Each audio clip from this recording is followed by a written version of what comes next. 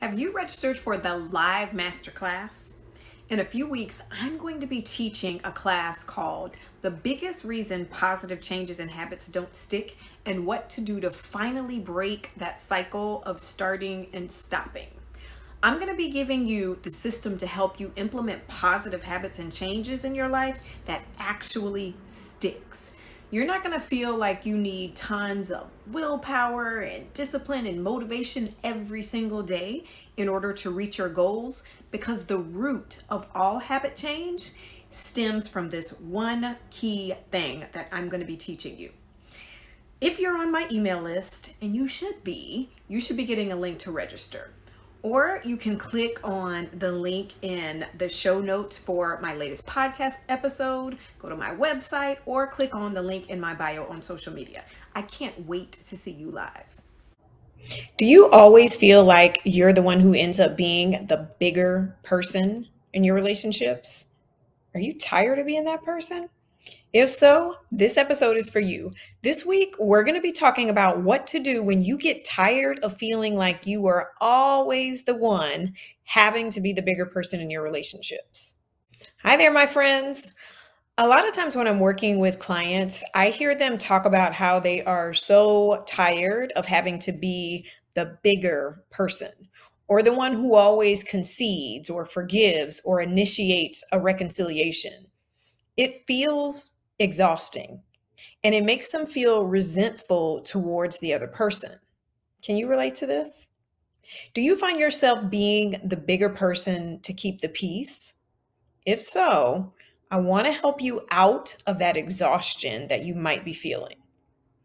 First off, the exhaustion you're feeling can be coming from having to constantly withhold your feelings and your emotions.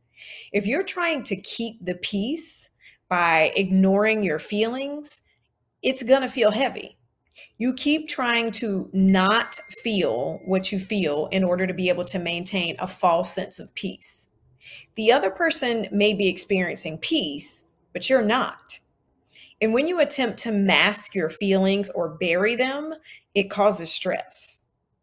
You're requiring your brain to do the work of not thinking certain thoughts so that you won't feel certain feelings. You're working overtime to distract yourself from those thoughts in order to not feel the feelings.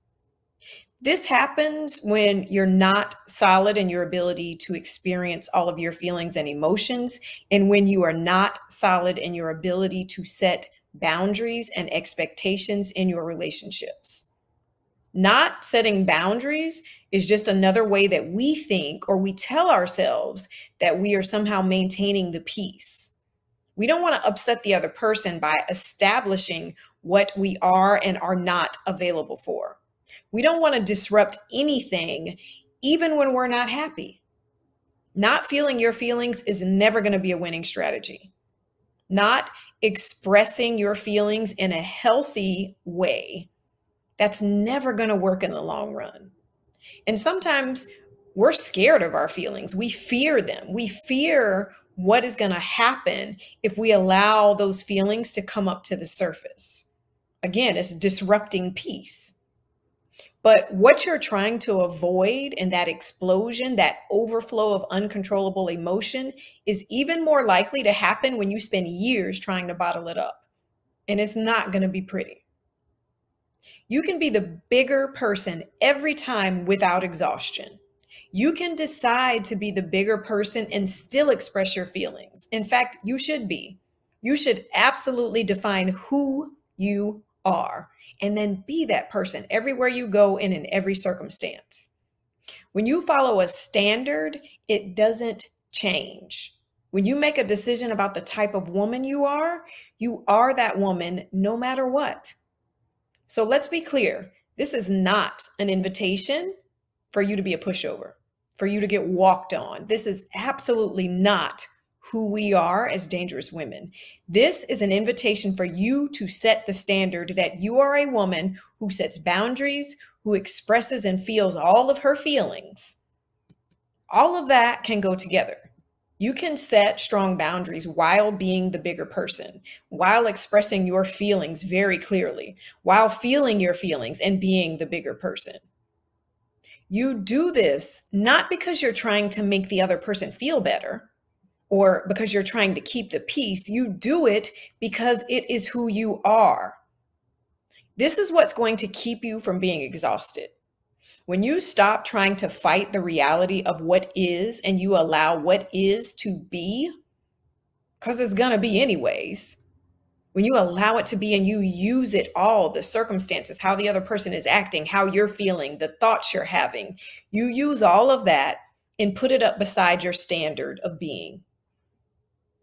You align your thoughts to who you are, which lines up your feelings and then your actions. Do you see how this has nothing to do with the other person? Can you see how being the bigger person is more about you and who you want to be? And listen, sometimes the bigger person means not engaging at all, setting the boundary that says, it's fine. It's fine if you want to be this way, if you choose to be the way that you're being, it's fine. I'm choosing to leave this situation. I'm choosing not to partake in this conversation. You can continue to be just as you choose, and I am choosing not to participate. You're not exhausting yourself by trying to change someone. You're not going to be tired from trying to force them through ultimatums. You are stating what you will do in complete acceptance of them being who they choose to be. One thing you can stop doing to help you with bigger person fatigue is telling yourself that you are being the bigger person. That implies that you're having to somehow behave in a way that is out of character or not the norm for you. It implies that it is work to be the bigger person.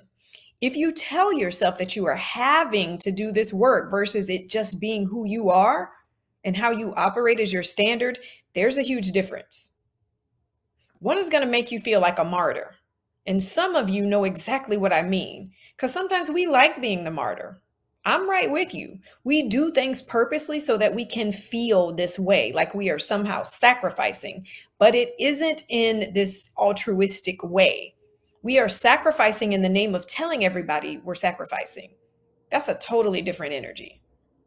So if you're tired of being the bigger person, stop telling yourself that that's what you're doing and set the standard for who you are, and then just be that person. Please don't take this to mean I am saying that this is easy work. It is not. It isn't easy to set and maintain a standard when in our flesh and in our human nature, we want to tell people off. We want to argue our points and prove that we're right all the time. We want to let everyone know we're sacrificing and that we're martyrs. I get it. I'm with you. But you will never experience the peace that you want. The peace that you want to have, you're never going to experience it operating in that way. And I've said it before, I'll say it a million times. If you want to have true peace, you will do this work all day long. So that's it. There's no long list of tips, no instructions on how to control other people so you can feel better, just you. Just you doing your work and deciding how you're going to show up in this world. Just you setting your own standard for being and then being that. All right, friends. That was fun, right? I know. I know, trust me. It's not easy, but I promise you when you do this work, it's so worth it and you're going to be so proud of who you have become. So, again, if you've made it this far, I'm reminding you about the masterclass that is coming up in a couple of weeks. It's going to help you get over the start-stop cycle. You know what I'm talking about. That start something and then you stop and then you start again. You know what I'm talking about. We want to get out of that so that when 2023 hits and moving forward, we want to hit the ground running. We want to experience all that we were created to experience. We want to be all that we were created to be, and it starts with us. It starts with us doing our work. So we're going to be talking about the one thing that is keeping you in that start-stop cycle and not being able to achieve your big goals. Because, you know, we're not slowing down. It's the end of the year, but I really want you ready in 2023 because it's the year of the dangerous woman. And we're not playing around with these goals and creating these 10 out of 10 dream lives that we want to live.